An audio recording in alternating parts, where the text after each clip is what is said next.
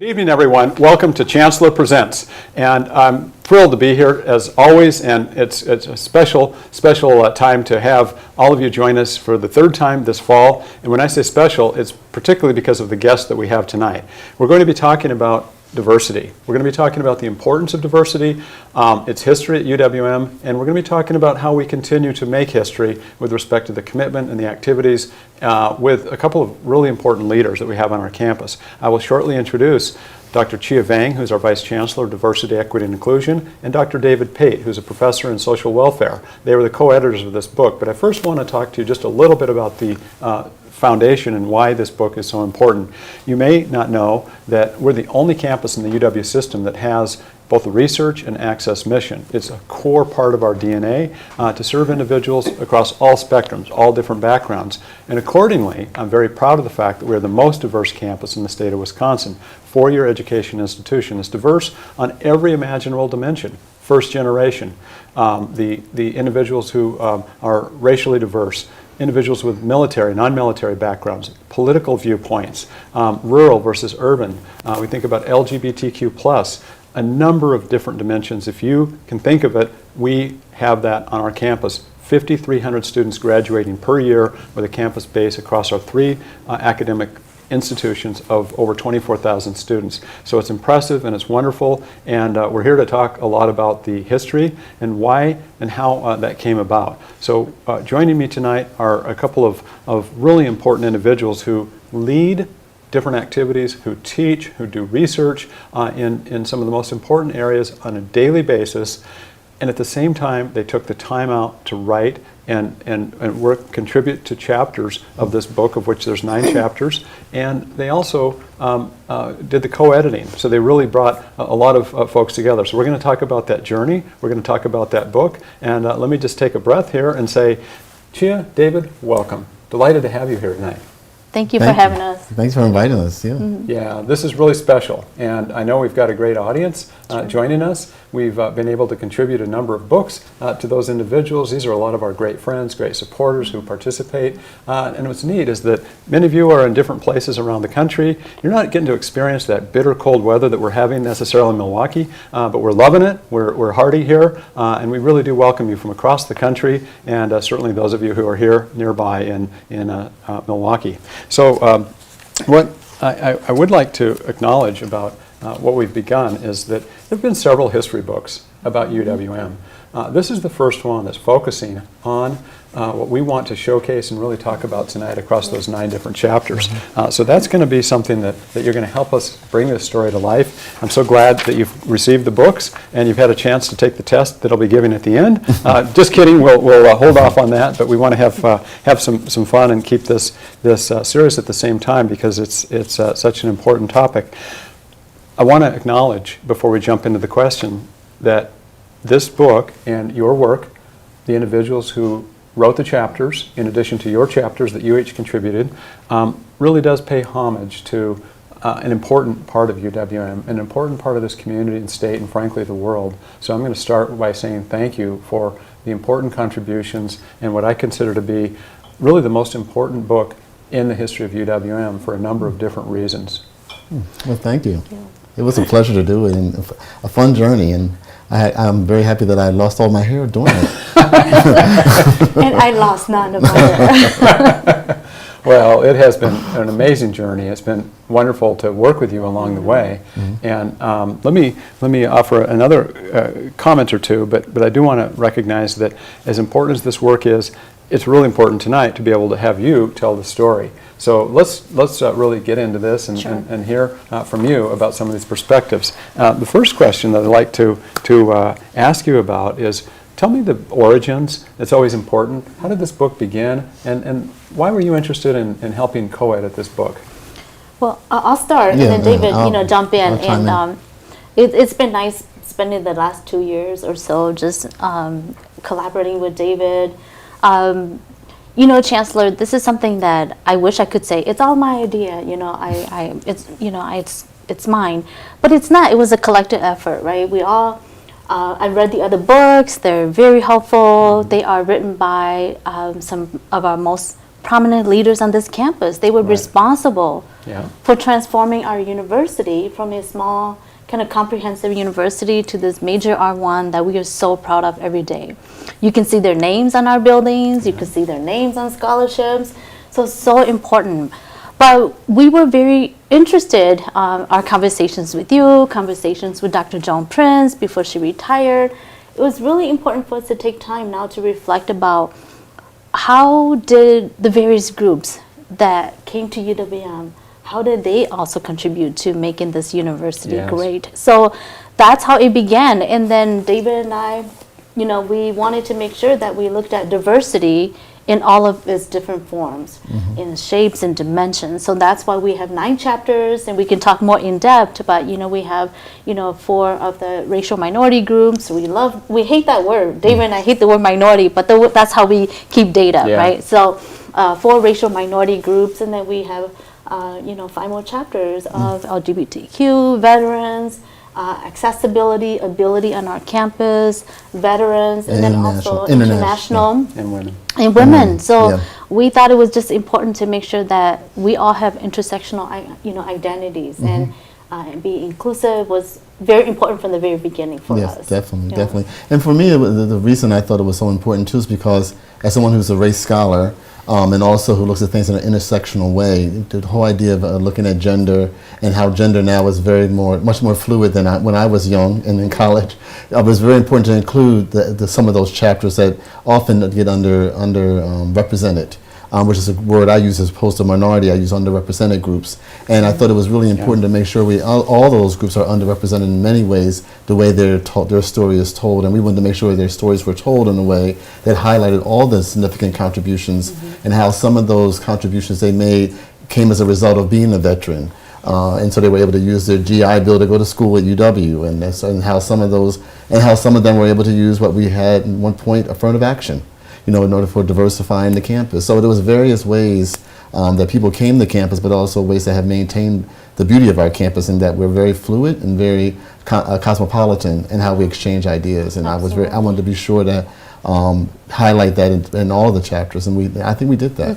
And I wanted to just say, you asked a question about origin, right? Yeah. So when we were thinking about what to include, it would have been very easy to just write about all the problems that we still have, right? So from the very beginning, this book was going to focus on what are the positive contributions, and we remained very focused on that. And I just want to say, David, you and I have talked a lot about this, that the last 2.5 years has been really hard to remain positive. So here we are trying to encourage our co-authors, right, and our contributors to remain positive and do their, research and write their chapter. We were all, traumatized by the pandemic, so but we remain true to the focus of the book to look at contributions. So and I think what both of you are saying in different ways is helping answer a question that I had about why is this book important now. Really, it is what's happening in the world, the intersectionality and just the identities that individuals have, and the important backgrounds to celebrate and showcase why we as a university support and uphold, and we always want to do better. We have a long way for improvement, but let's stand back and look, but also put a marker out for the future and challenge ourselves. So I'm going to go off script. I've obviously got some questions that I've thought about and questions that you've contributed, but I'm going to jump off here a little bit because I'm curious. David, you talked about your role as a race scholar. Chia, I know you're a historian. I'm curious about how your particular backgrounds came to play in terms of this book. What did you learn on that particular journey? So I'll start with you, David. I mean, for me, the book taught me a lot about, I have to admit, one of the things that we talked about when we were saying how do we want to dedicate this book, it was that we made sure to dedicate the book to all who came before us. And what it really helped me to understand as a race scholar is that you have to build on everyone's contributions and achievements, and it takes you to a different space. So when I learned about Ernest Spates, who I thought was white and Jewish, and I'm a Spates, I have a Spates fellowship to study poverty, and I didn't understand that. I thought he was white and Jewish, and so it was I felt very sad that I didn't know that sooner. But also I thought that it was important for me to dig deeper about, so what are some of the other contributions that have been done by people who look like me, who think like me, but also besides people who look and think like me, what about the women who have had their own struggles? That's another important issue. And also people who identify as queer, as well as, as a person whose father was a veteran in World War II, it was very interesting to learn about how their struggles were, but also what they contributed. So all of it together really made me think about, as a race scholar, how we often, I don't know if the word is often, but people can become very invisible. And I thought this was one way to really get rid of that invisibility and to see how we all contribute. But there are some who have contributed in ways that has helped everyone. So it was really important for me to be to really pay attention to all particularly the chapters that were looking at race as an identifying part of their who they were, but also to look at how the other identities were also major contributions. So for me, it also was a self-fulfilling, and I've had people tell me that they really appreciated the love letter that I wrote in my chapter. They call it a love letter because it really gives people an opportunity to see what they have contributed to make everyone's life better at UW. That's wonderful. Yeah. Chia, a historian, you've written several history books. 5 to be exact. 5 to be exact. I'm sorry. That's okay, Chancellor. And I have one, and I love it. Your ethnography, really working with Hmong pilots and individuals who served in the Vietnam War, and how you really immersed yourself. But this book is about UWM. It probably brought some different skills to the table, but I know you also are grounded in as a historian. What did you learn and what did you apply from your background? Yeah, David, I think what you said about learning about Ernest Bates was, I think, true for many of us. So for me as a historian, I love the archives. I can lose myself in the archive for days and days, and I would still be happy coming out. So I think that archival research was very important for this book. We invited a number of people who weren't historians. So in some ways, I had to just remind myself that I need to be patient, because somebody might say they know something to be true because they were there. But, as a history book, we have to fact check, we have to make sure there's, evidence. So that was very important to me. But then I'm also a historian that, many of the people I study, their stories are not in the archive. They're not easily accessible. So for example, the chapter that I co-wrote, we didn't have archival materials about Asian Americans at UWM. There's some of the other chapters, like the Latino one, they've had a number of oral histories. Some of the Black, colleagues have oral histories that are archived there, but we didn't have any. So we ended up interviewing 16 people for this project. So we're contributing to archiving stories. And so for me, it's also the archival material, the data, but then it's also the stories that people tell about how they experience the campus. So everyone mentioned Ernest Bates in different ways, right? The accessibility chapter, they talked about he fought for accessibility for students. So it cuts across the different chapters, and really, really wonderful. That's neat. So you interviewed 16 people, and David, for your chapter, I interviewed 30. 30. Yeah. I interviewed 30 people who were students, people who were in the community, people who were professors, people whom, Joan, I interviewed Joan. So I interviewed a lot of people who Joan was a student and a professor and an administrator, so I had she gave me a variety of ways. And then this was really very interesting. Those stories were really very warm to me, very telling, very thoughtful, and really made me have more of appreciation for the position I have as a Black professor at the university, and the shoulders I stand on. And there's some people, and also some of the previous professors who were in our university very early on who were Black and brown, really have gone on, all of them didn't finish at UW, but some of them did. But they made major national, international contributions that I wasn't even aware of. Yeah. I don't think we don't really toot our horn enough about some of those contributions that people are making academically across all of these groups that really have made a big difference in our society.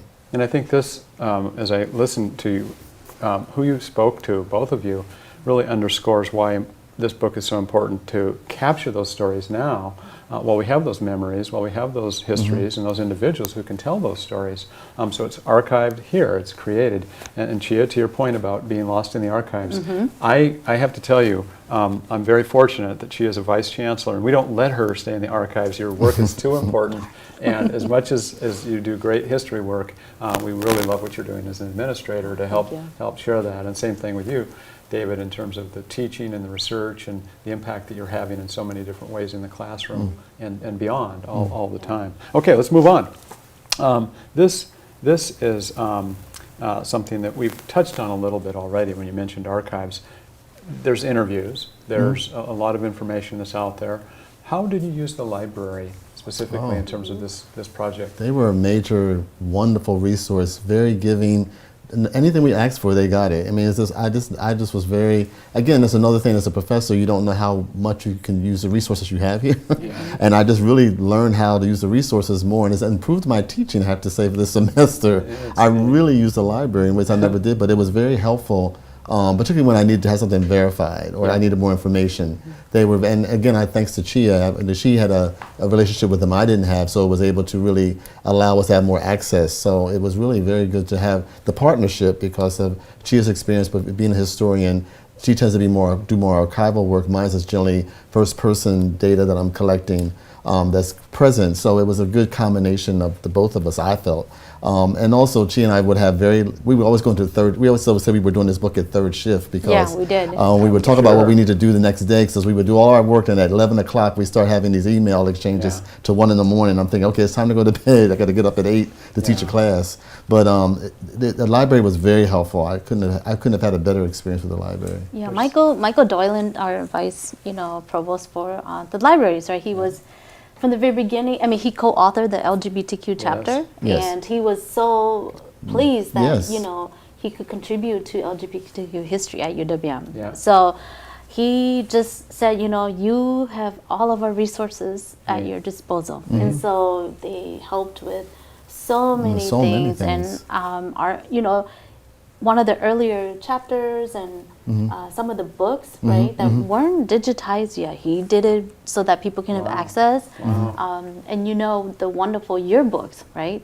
Sometimes we were trying to figure out what the student population looked like. And so we went to look at yearbooks. A lot of yearbooks. And so you didn't have a whole lot, but when I see somebody with an Asian name, I say, oh, wow, they were there. What were they doing? Where did they come from? And so that's, and then you see, a Black student, you see their photo. And it was just so much joy. But they did their very best to help us. And I think we're going to be depositing the interviews that we conducted, at least for our chapter. They're long interviews, but we didn't use everything. And I think that's part of what this book contributes. It's not just the end product, but the fact that we actually have materials that we can contribute is going to be really impactful. So wonderful. Well, let's go on to the next question. You've organized the book so that each chapter addresses contributions of a particular group of individuals. Were some chapters were some chapters easier in terms of the access and the writing? And I know you didn't write all the chapters. You had 9 sets of authors, of which you were included in a couple of the chapters. But were some more difficult to get the materials and just harder in terms of how that worked, or were they all about the same? Tell me a little bit about the process behind the book.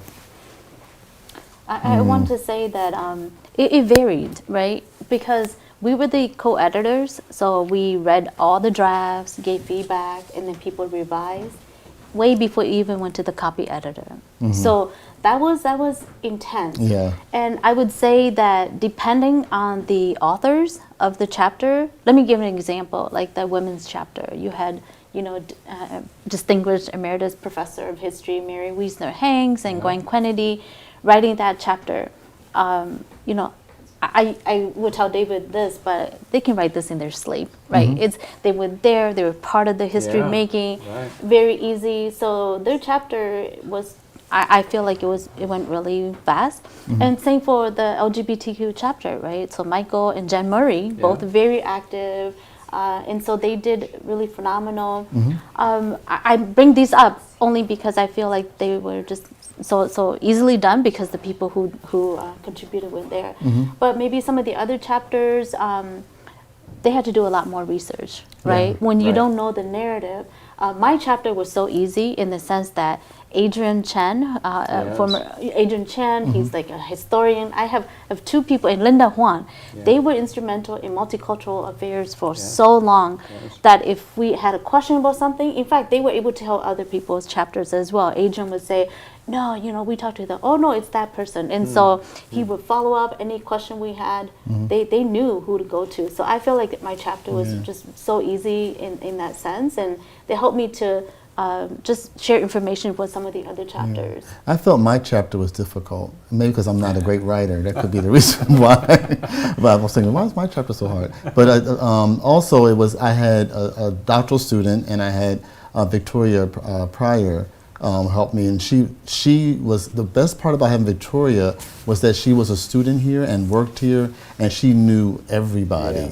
And so that's why I was able to get interviews with 30 people who had experienced UW as a student or had worked at UW as a student. And also I learned how much of an employer UW is for people who had graduated from it. That was very impressive to me, that people felt a need to come back and to carry on that whole idea of pseudo-parenting or pseudo-mentoring, or not pseudo, but actually being mentors to students who they wanted to see graduate who looked like them. But I know that I was one of the last chapters to get done, and she was being very kind and not saying David probably held us probably for a couple of months. But it was I just wanted to be sure that I really got people's names, and the person who served as the Washington Post senior editor, I can't think of his name right now, and I really apologize for that. He was very helpful. Because he identified, there's a picture that has been in every yearbook of black students protesting, and they never had any names. And I felt it was important for this book that we had to give them an identity. And so he knew those students because he went to school with those students. And so I made sure they had names in this chapter, and that picture this time was used in the same way. So for, you know, it was some chapters were more, I think my chapter was difficult because also the one thing I found difficult around sports and blacks, or sports in any of our students, they don't have very many archives there, and that was kind of disappointing because that's a major curricular activity that brings everybody together. And I was hoping, and talking to Amanda about that, that was one thing that she was disappointed in. She couldn't give me more to help talk about that and how the contributions of students through sports and adults who had been in that part of the program. But other than that, I thought it was a really clean and easy, clean and easy process in many ways. And people all contributed what they could contribute in a timely manner. And I would say that we had some challenges with the veterans chapter. I mean, veterans has such a rich history at UWM. And so we have, you know, colleagues who were veterans themselves, who teach and who've been here all along. But the reality is back to the fact that we are writing a history book. And so getting, you know, the right information, putting in a coherent way that makes sense as a historical text. And many people are scholars, so this is a coffee table book, right? So we can't have 28 citations, right? And so just trying to get, you know, people to understand the format was a little bit challenging, but I didn't lose any hair, so. No, lucky you. So let me talk just a little bit about your relationship. Did you know each other before this book work began? Did you know each other very much? Not very well. No, not very well at all. Because in 2017, when Dr. Prince appointed me as her Associate Vice Chancellor, I was charged with the Faculty of Color Mosaic. So we usually would have a steering committee of faculty to help with professional development. So she said, well, maybe invite David. You know, he'll come if you ask him. So I asked David to be in the steering committee. He helped me for a couple of years, but we hadn't really worked together much at all. No. And when this opportunity came, I said, when Dr. Prince and I talked about this, we said, well, who could work with us on this? And I just said, David. Other people helped out too, right? Yes. Of course, you know, I have so many historian colleagues in the history department. That would have been the easy thing to do. But I said, no, David needs to do this. So. Yeah, well, thank you. I appreciate that. And I knew of your work because I knew, I mean, since I know I have friends at UW-Madison know of your work, and they would talk about your scholarship. And I said, oh yeah, she's at our school. And so I knew, I was always very impressed by your work, but I had never had a chance to meet you, except in the casual conversations we would have. He never told me that. So. But well, I was trying to keep some things to myself. Okay. But I was very excited because I'm at a point now where I'm now preparing to try to write a book. I'm trying to get a book deal for some work I want to do. And it's because of the experience we had, because I thought it was a good way for me to. So I was very excited to learn, and also to see just what the parts of how do you write a book at this point. So it was I thought we worked really well. We never had an argument at all. No. We never had any disagreements, as a matter of fact. Yeah. I'm surprised. Maybe I should have married you. Maybe that would have been. I don't know. You heard it here first. But it worked out really well for a group, because it gets very intense when you're trying to agree on the cover, the colors, the placement of just a lot of things that there might have been but then it came down to how can we make this work and get it done, and we never had a disagreement of any kind that was uncomfortable. I think we would have argued. Yeah, if we were married, we probably would have argued. David, you said something earlier about how you both brought different backgrounds, different skills to this, and I think that's what I'm hearing too. You played out such a nice way, and you've always talked so favorably about what Chia, in great deference and respect about her role as a historian, and what she, in terms of having written many books, you hadn't written one, so that now you're doing that. And Chia, you've always been so appreciative of David's role, as you just said. He was the one that you sought out to really help contribute to this in such an important way with, David, your perspectives and your contributions. And I've seen your relationship evolve in a wonderful way, and I'm just so appreciative of what you have. And I can just tell the natural camaraderie that you two have. Almost bordering on a proposal here is what I'm hearing here, but we'll keep that just among us. Let our spouses know that. Give us a little warning. But my husband has read all the drafts of my books, and so it's like he's like, you're doing it again. So I'm going to shift gears to your questions. Our audience always throws in some questions when they have a chance to see the book ahead of time, and I'll shift gears here a little bit, and we'll work with your questions. Were there any surprises along the way? Anything that you didn't see coming? Wow, I didn't know that was going to be part of this. I don't know. I don't know if I can remember any surprises from what we saw. I mean, I was surprised about some things I learned about faculty and other contributions people had made, but I don't think something came that really hit me out of left field. I don't remember. Not a whole lot of surprises, but pleasantly surprised in a way that I learned from the women's chapter that the first Friday, right? Yeah. We used to have the first Friday for some time. But it initially began as, for women on campus. And then it became... I didn't know that. Yes. So that I learned in the earnest spades. Yeah. Because when we were reading the drafts from the different chapters, and different chapters mentioned him, I said, oh, okay, this is really a theme, was important. Yeah, right? I never agreed. Interesting. The way his name weaved throughout all the chapters, that really was surprising to me. Yeah. That's great. So that was nice. And the other surprising fact is that, there's only so much you can put in a book, right? So we couldn't include everyone, and we had a limit of, a certain number of words, and it was hard to give people the bad news, right? They wrote 12,000 words and said, you gotta cut. Yeah. And so some people easily understood that they had to do that. Others really, really wanted to keep adding more, including David. Yes. Because everything is important, right? So that was, to me, that was not surprising, but one of the biggest hurdles is to tell people, no, you got to cut. No, you can only have that many photos because we're trying to be equitable. Right. And so it can't be this chapter has 20 and the other has 3. So. Got it. Yeah. I think the chapter 2 on Native American, Indian American population, that really intrigued me because I never understood really how that evolved, that group evolved here.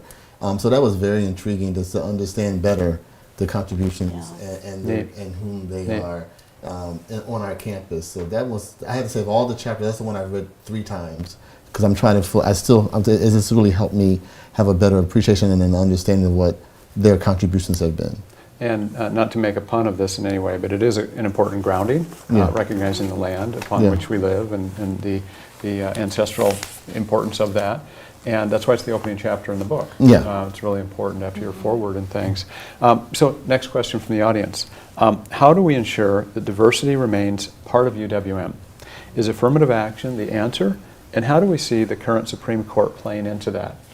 I'm going to just take, if I may, Sure. just a quick opportunity to start that question. I would love your contributions, but I think it's important for everybody to know our campus's stance, and certainly my stance, on the importance of continuing to promulgate a culture, an environment that showcases, enhances, and promotes diversity in every way possible. One of the things that I've done is I've committed our campus to the region of choice, which says that we're going to have, over a 5-year period starting in 2020 through 2025, 25% more leadership of color, and we're going to have 15% more employees of color as a percentage of our total employment.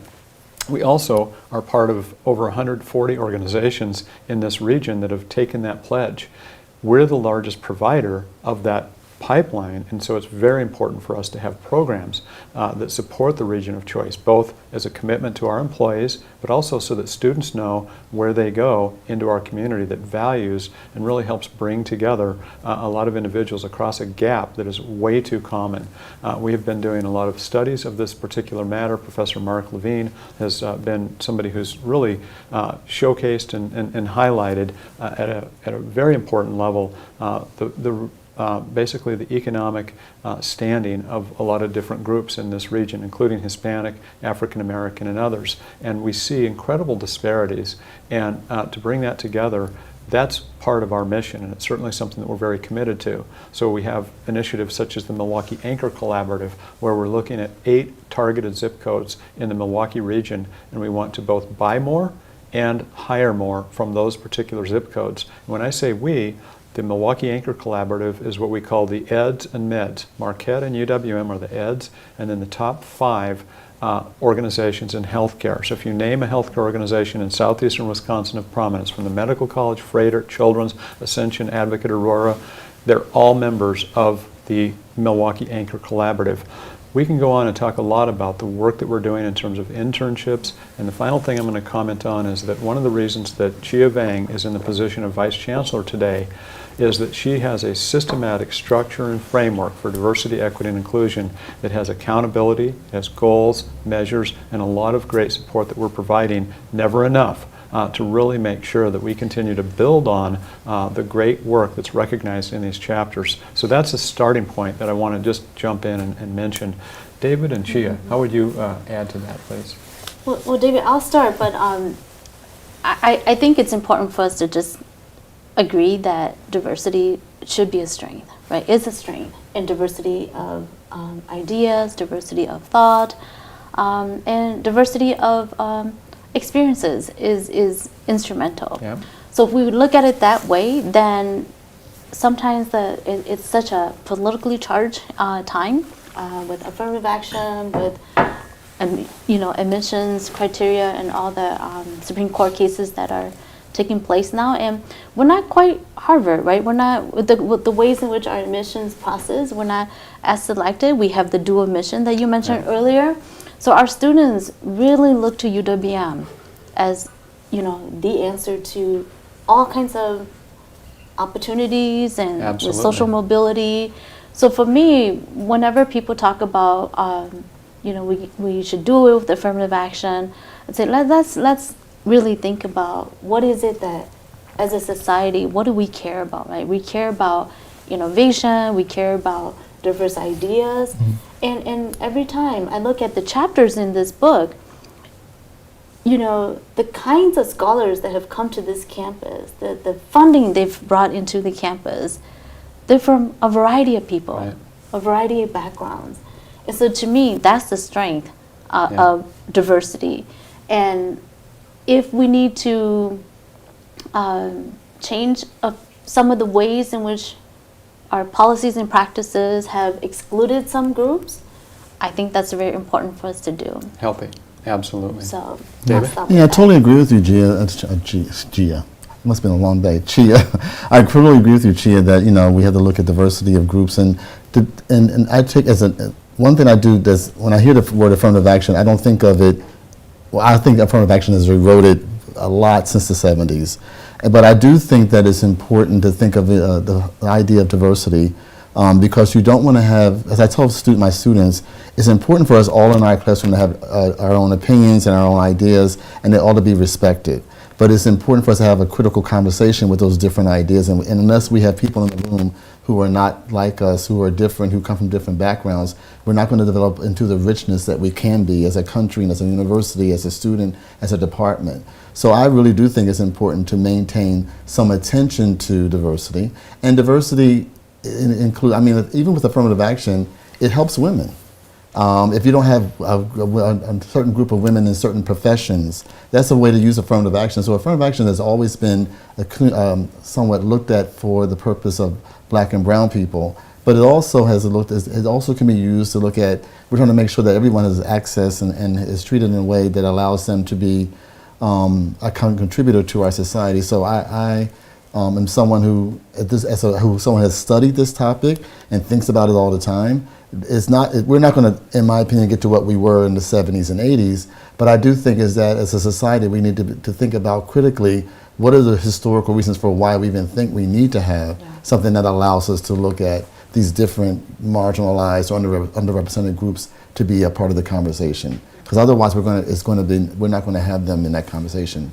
Well, why this is so important, and I appreciate you so eloquently stressing it, as I look at the bottom line impact of why in an educational institution such as UWM, which has the largest diverse population of four-year campuses, and I think about where we're located, the city of Milwaukee, and recent data, as recent as this week, shows that in the 53206 zip code, where you have a 21% educational attainment rate, 21% of individuals have four-year degrees, you have a life expectancy that is a dozen years shorter than in the North Shore of Milwaukee, 53217, where you have a 71% education attainment rate. Those are just two zip codes, and I'm going to look at across the whole region more specifically.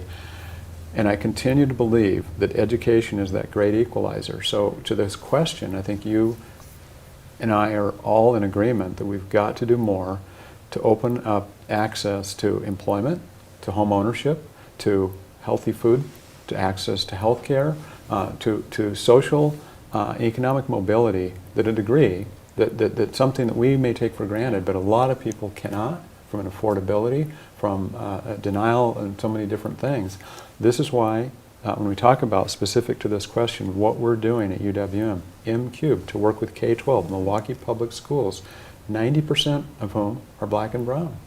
90%. The largest K-12 campuses in the state of Wisconsin, to commit our resources and to work on curricular alignment, teacher, professional development, after-school programs, many, many things that have helped achieve higher graduation rate and greater college matriculation continuing in those areas.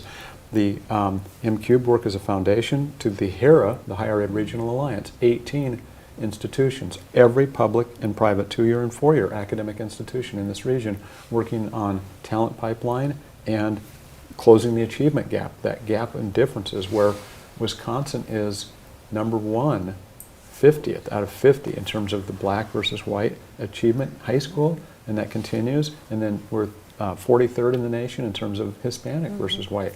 We've got to continue, and so rest assured this is a critical commitment, independent of court rulings, independent of laws. We're on the path, and we're going to keep adding momentum with the leadership of the individuals who we have on the program tonight. We could talk about this all night, I know. Sure. So I'm apologizing. You're the ones that have the important, but I did want to plug some things we're doing. Let's move on. Next question from the audience. How can we share the diversity message with incoming students who so strongly seem to be looking for a campus that respects and values diversity? To some extent, we may have answered some of that, but any additional points, any sharp points, or you think we've hit that one enough? I mean, I think if there was a paperback version of this book, it might be interesting to give students. Maybe not the full. Maybe Chia and I might make an annotated version of it. Yeah. That is part of a packet for all students. to let them know just the diversity of and then again, maybe, I don't know if I want to give us more work, but it might be a combination of looking at some of the, what you wish for.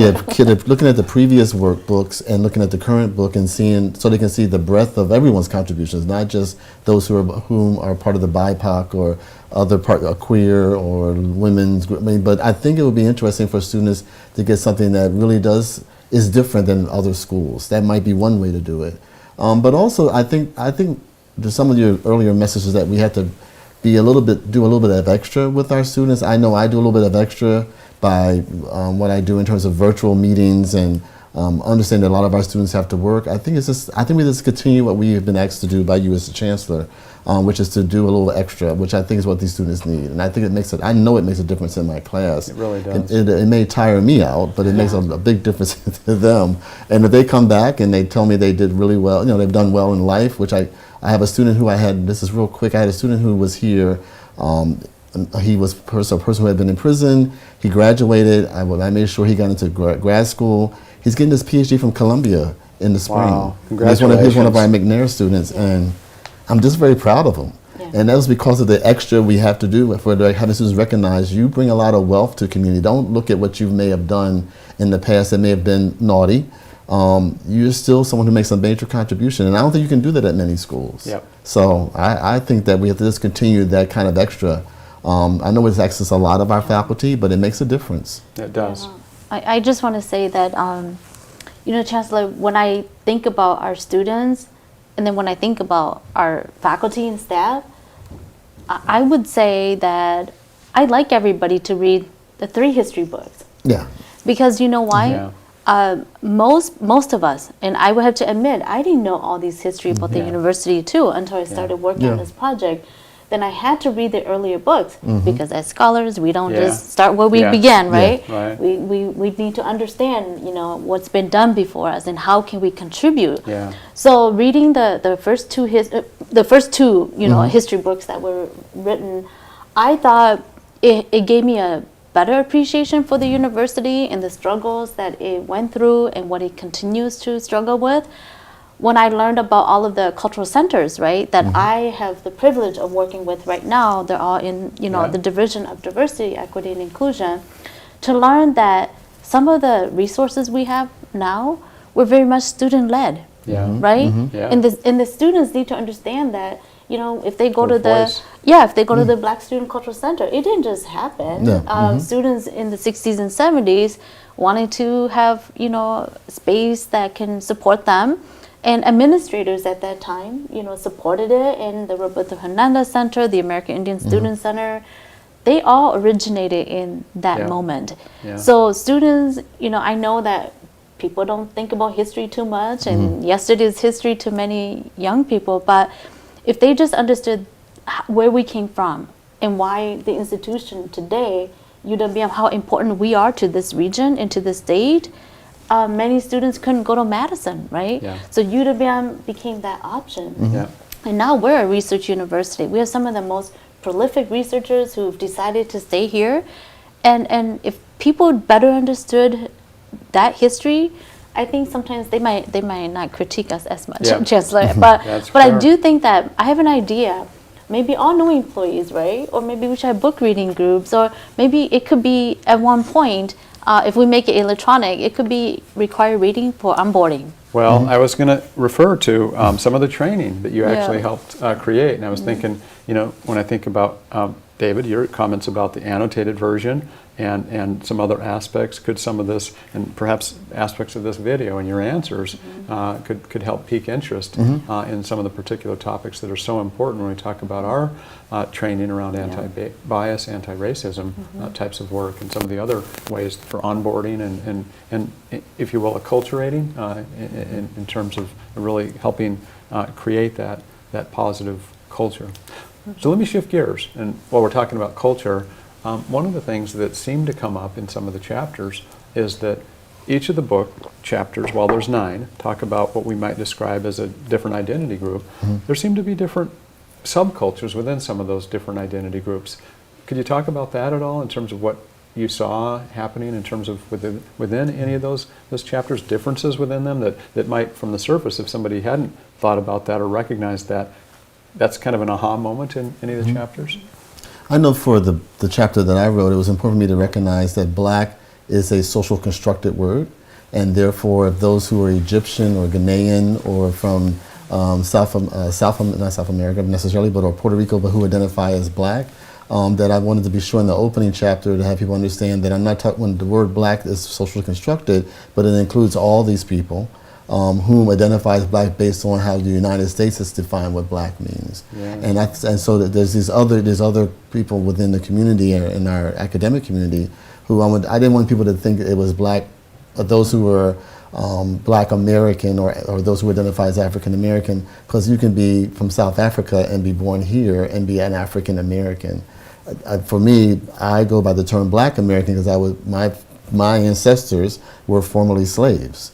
And therefore, for me, it was important for me to acknowledge that I was told to be black because of those who decided that was the term that they wanted to give me. So when I think of subculture, I think of necessarily the diversity within a group, and even with the Asian population, that's something I had to learn. Yes. Those who identify as Hispanic, I had to learn that's just not Mexican, that's Puerto Rican, and that's South American, and it's a larger.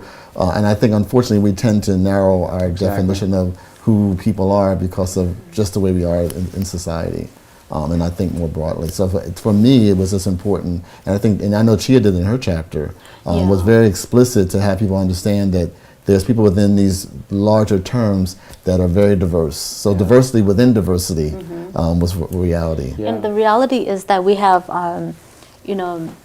our faculty and students, we have a very, important group that have contributed to our campus. Yes. And they're international scholars, right? So many have talked about how they became Asian when they entered the United States, right? Yes. They're Chinese or Japanese, Indian, but once they come here, there's only 4 categories that you can pick when you're, filling out your employment paperwork. So there's so much to talk about in that area, Mark. I think especially when we even think about, the LGBTQ chapter, right? Oh, definitely. Within that, how they emerge, and the Pride Fest and the kinds of activities that our campus has done to really be a leader in this area, and then also the accessibility, the research that Roger Smith, the R2D2 Center, and that's so instrumental. Our ARC Center.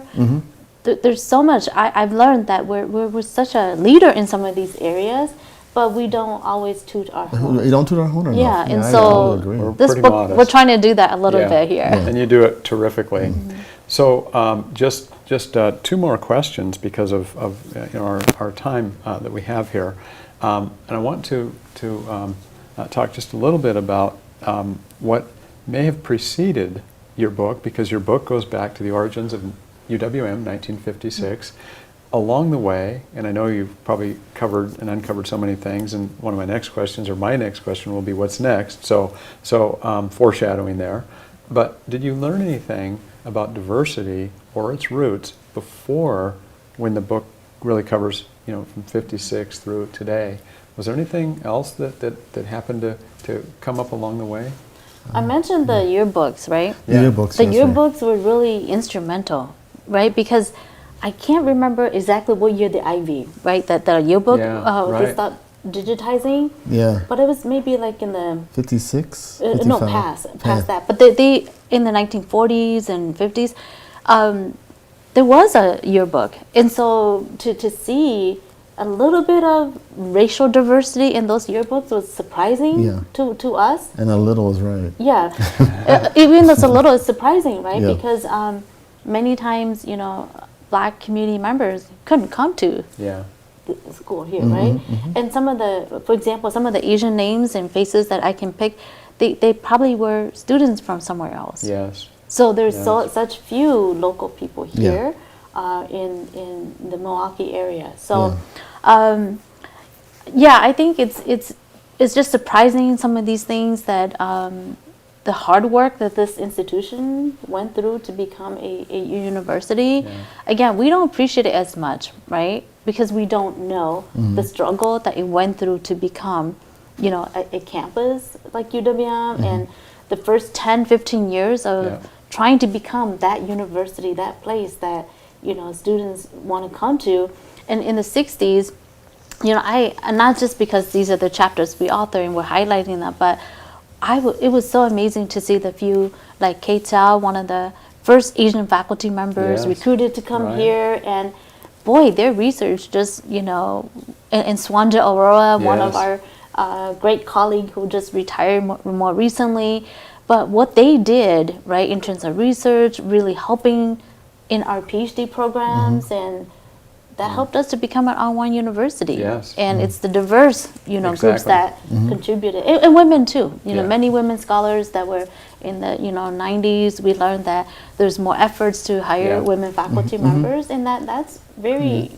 Yeah. It was surprising to learn how many wonderful people came during those times. Well, I'm going to add something that you probably haven't seen. I don't know if it came up, but I'm thinking about the question that was just asked and you're talking. I want to tell you an email that I got today, and I haven't had a chance to even fully digest it, but I'm going to follow up with a woman named Marilyn, whose last name escapes me. And she told a story. She was so proud to get your book, and she was elated. And she said, I want to tell you my story. And she started at UWM before we were UWM, and she was the first woman engineer who graduated in her class and I think it may have been Madison, and she talked about the area of engineering. And Joe Clacci, our founding chancellor, before we were UWM, he was the provost. We were an annex of part of Milwaukee State Teachers College and an annex of Madison, and offered her a job for $4,000, and she took it, and she went on to have a great career here in engineering, and she taught in a number of different areas, and she later made $4,500. It was very interesting because of what wages were in the think about the 1950s and into the 60s. So again, she was offering her story as your book is, telling stories. So standing back, big picture, next project, either together or separately. What's your Well, what's you your told next me project? I'm not I writing can't have anymore. you in the archives. I can't have you I'm in the not archives. spending time in the archives. Maybe an so- administrative project. What's big on your horizon, Chia? Yeah, well, there's so much. I'm always working on my own kind of scholarly projects. So I work on my projects in third shift. I'm very interested, Chancellor. One of the things, my colleague, Liz Drame, who's the special assistant this year, we've been talking a lot about the hard work that we put into developing our anti-bias, anti-racist training, and some of the lessons we've learned in the last few years. I am always interested in learning about what other universities are doing around DEI, but I'm also very interested in sharing some of the work we've done. So in terms of project, I'd like to maybe write some articles and share our struggles with diversity on our campus, but then also why are we always learning from other people's articles in the Chronicle? Why not contribute? So I might be shifting to do maybe a few articles about that work and the kind of DEI action planning that our team, the 2030 team, has done. Why not share some of these experiences? So that's kind of maybe things that I'll write that you'll allow me to, because I'm not sitting in the archive. Well, as a research university, that's what we excel in, and it's hardwired, where we create knowledge and then we disseminate it. Yep. And so you're really living that. Wonderful. David, how about you? Well, I have, right at this present time, I have 4 research projects, so I'm very busy. I'm no longer chair of my department, so I'm now able to finally get back into my research. So I have 2 projects. One project's on the East Coast, and I'm giving $500 a month to women for 12 months to see how that changes their life. Women who are making, for women who live off of $4,500 a year, I'm going to give them $6,000 over a year and really look at how that changes their life and their decision making in their life. And then I'm also working on a project where men are coming out of prison, and I'm going to be interviewing them over 2 years and hopefully either write a book out of that or a couple of articles. I'm doing a major project for the federal government, looking at fatherhood in 12 different states, I think it is. I'm about to submit an NIH grant with Princeton and Columbia. They've asked me to be a part of that research project, and I'm trying to figure out a time when I'm gonna get some sleep. That's one thing I'm gonna try to do as well, but I'm very excited to get back into my research, not being chair anymore. But also getting my department ready for accreditation. which will be in April. So I'm working with a great team of people in my department. So just I have a lot of things on the plate, and I would love to write a preface or whatever the thing you're supposed to do to write a book. And so I'm working with some friends at UW-Madison who are helping me get the material. I'm going to look at 20 years of data of men I studied 20 years ago to see how their life is based on a particular policy that I studied. And because of my affiliation with UW-Madison, I'm able to get a lot of administrative data on men based on that affiliation. So I'm going to hopefully interview about 6 or 7 of them, but also just and look at the administrative data on the whole sample that was 38 men I studied for 2 years. Well, it sounds like we're due for having you both back in a year or two as we learn more about your findings, more about what you've contributed in different ways to higher education and other organizations that watch us, but critically important work. And I'm so grateful for you being here tonight. I'm very grateful for all the things that you've contributed to UW-Milwaukee, our communities. And I say that because there are many, many communities to which you both contribute. And before I do a sign off with our audience, any final thoughts? I Any do final have things you something wanna say? to say, Chancellor. I want to say that, you know, great things happen because leaders make it happen. And, you know, the resources that you spent on this book, it made it happen. Yeah. So I actually want to thank you for, you know, just spearheading that and telling us we need to do this. And, you know, welcome. also, you know, Joan Prince, who Yes. was the leader at the time Yeah. in this role. And it was her drive and her desire to make sure that all of these stories, you know, are you know, lifted. And so once a book is written, it's not the answer to everything. But as a historian, I always say that if you don't document, if you don't write it down, if you don't archive it, then it's almost as if it didn't exist. Yeah. So that's Thank you for that. Yeah, thank making you it very happen. much. Well, thanks for that acknowledgement.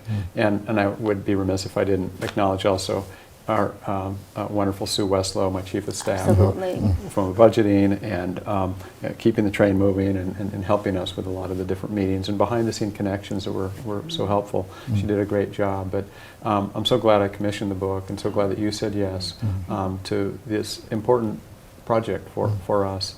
And so thank you.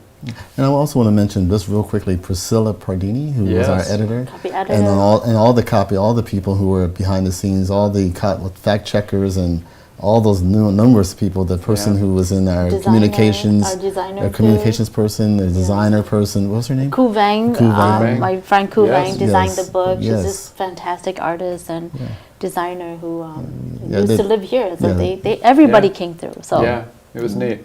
And audience, I want to thank you for joining us tonight. And I have to tell you, we had last month a wonderful opening of the book, and we shared it with the campus. And we had standing room only in the 4th floor of the Goldemeier Library.